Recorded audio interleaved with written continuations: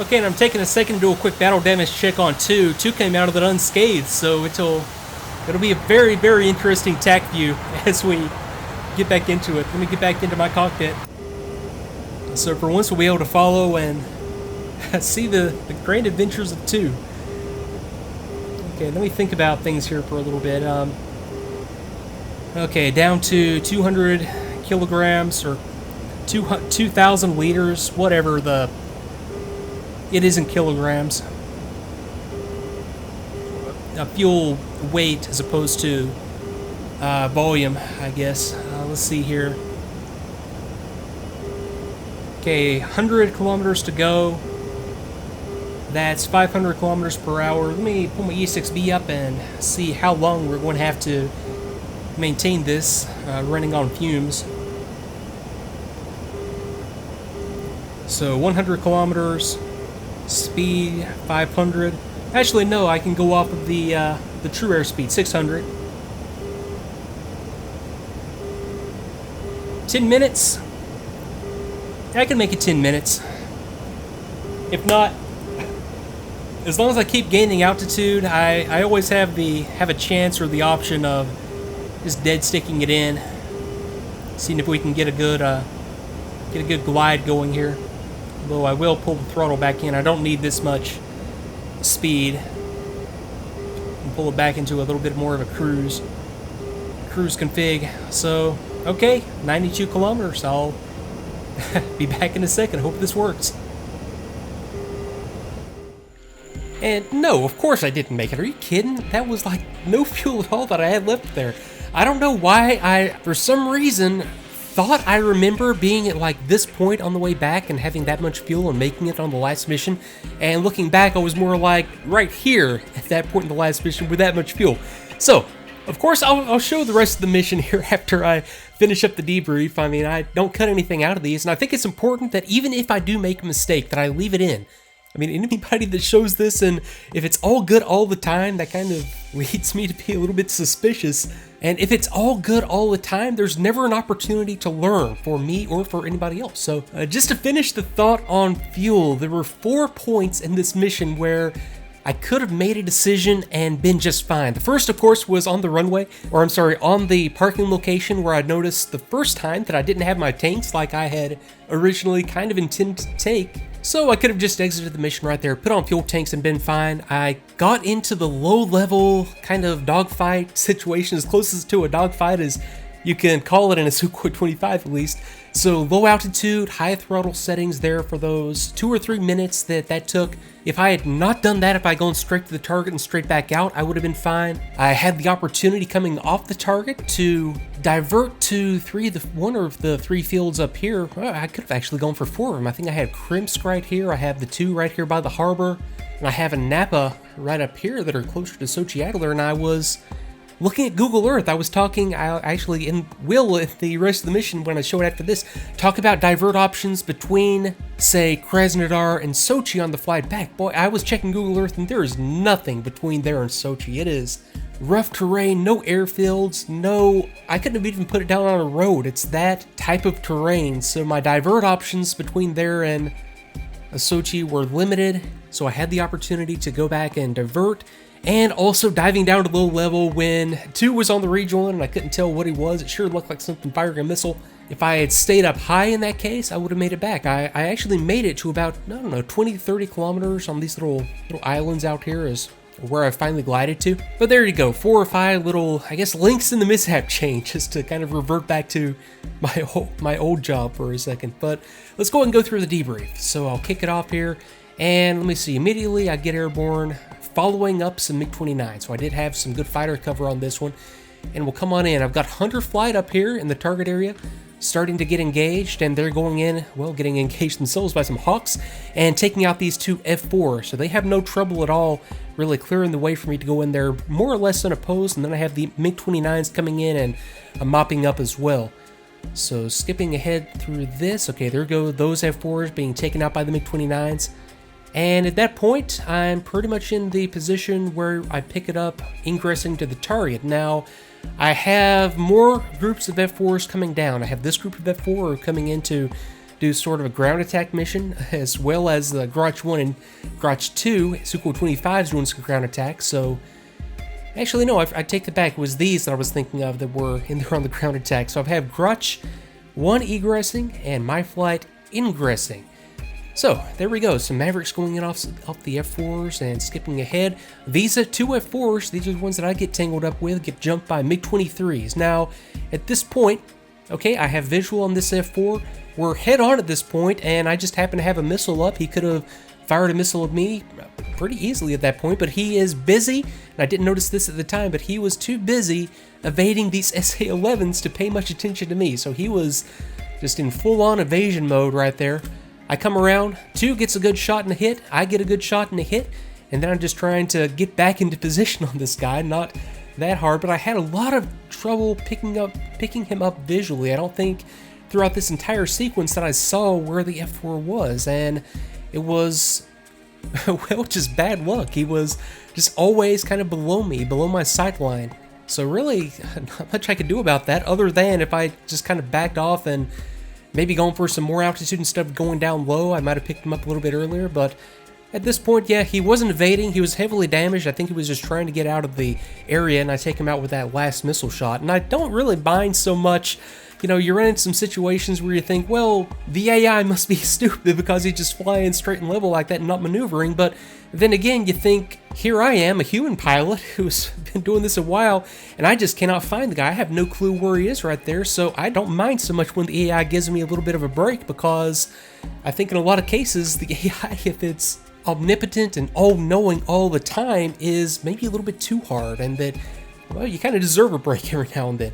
Okay, so after that, and like I said, there's that decision point where I could have just looked at my fuel state and said, okay, no, I'm going out here to a Napa or one of the 2 fields, or the Gao starts with a G, or the one that starts with an N up here by the harbor, and diverted. But no, I take it on in, and at the time, it was still a pretty good decision. I had plenty of fuel, could have conserved, but come in here, I'm up against a Gepard site right off the bat. So 2 breaks off, I start to get hit, and I don't really know that he's there. I make a pretty decent job of getting into the target. Now come around, and I never see this Roland. I think I see the acquisition on my RWR, but I never pick up the missile visually. So I got very, very lucky right here. But then again, I give myself as good a chance as I could have expected. I have chaff and flare going out constantly, automatically here. So even if I don't see the missile, I do have some chance of a countermeasure being effective, but it does get a hit, and the Su-25 is a tough aircraft. I took a hit there. I think I might have got some small arms off of this pass and came out just fine. So at the point I took the hit initially, that threw me all kinds of off. I was doing a whole lot of things just kind of instinctively right there. I was doing a controllability check of the aircraft to make sure that I could still fly the thing. Once I determined that, I looked down, saw that I had no caution and warning lights. I had still good engine performance, good engine response, and at that point it was almost too late to do the roll-in right here, and it was a very, very kind of a sloppy approach because they were just way down there below my nose, and I had to do a very, very aggressive negative G pushover, something you never really want to do because that would hurt very, very much. And I start to throw some rockets in there, and I get some good hits with another Roland on my tail, although the Roland in this case does miss, and it was some small arms that I took a hit off of.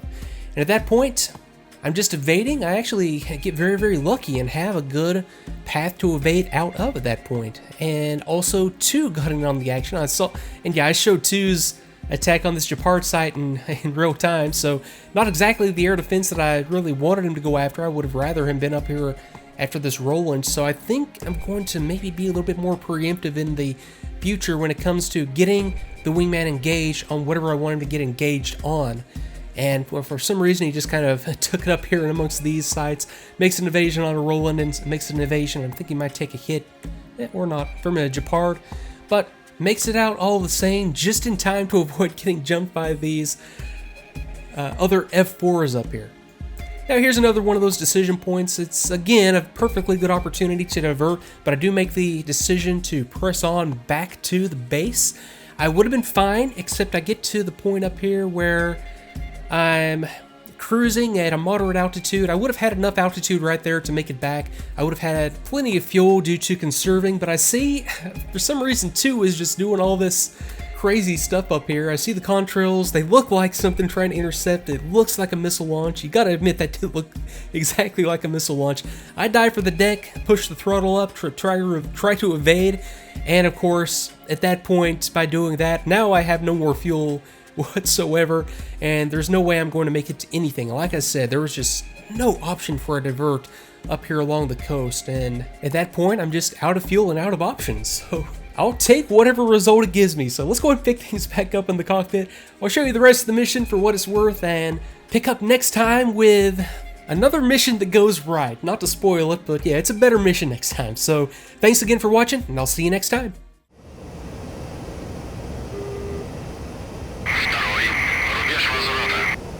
Okay, 2 just called in bingo fuel. I'm having severe doubts. Is there no fuel flow gauge in this thing? Just anything to give me the ability to calculate endurance? I looked for it last mission. There isn't. Apparently isn't. But in either case, I mean, there would be airfields, even though there aren't any on the map. There would be an airfield of some kind I could land on, even if it's not a military airfield as modeled here, between here and Sochi, somewhere along the coast. There's also a road, which if I have to, I'll dead stick it onto a road, which is probably what I'll end up having to do. So at least for, I don't know, I guess, for lack of a better term, the roleplay aspect of this, yeah, I'm not going to make it back to Sochi. I think I'm certain of that now. But then again, I would have had a lot better option than what I'm about to be faced with. Although 63 kilometers, you never know. I might be able to make it back. I worry about 2, though. Although I wonder if 2... Yeah, 2 probably has more fuel than me.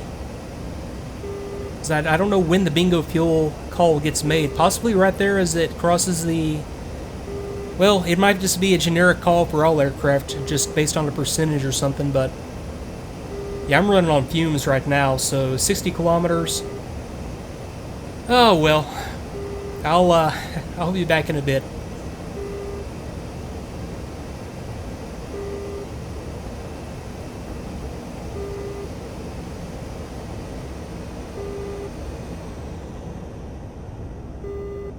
Okay, there we go. Right on cue. So, let me take it out of this. Yeah, mission's over. As far as I'm concerned, from here, I'm just going to take it down, glide down along the coast, to see how far we can make it. So, let's see. Right now, it would be. I don't know if there's an APU. Probably not. I'm sure even in a Flaming Cliffs aircraft that I guess an APU would be modeled.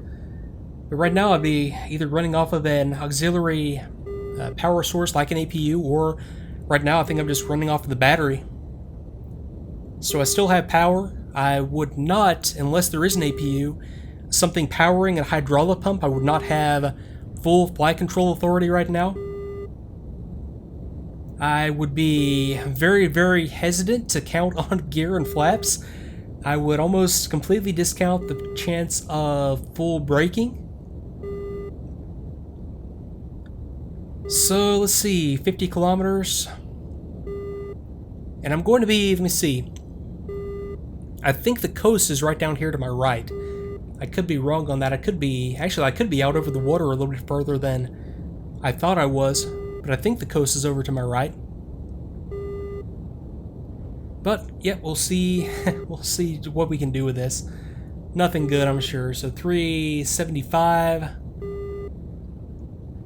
2, let me just go ahead and have you RTB. So how does it go? Go to RTB. Звену. Возврат на базу. Второй. Подтверждаю. Второй. Возврат на точку.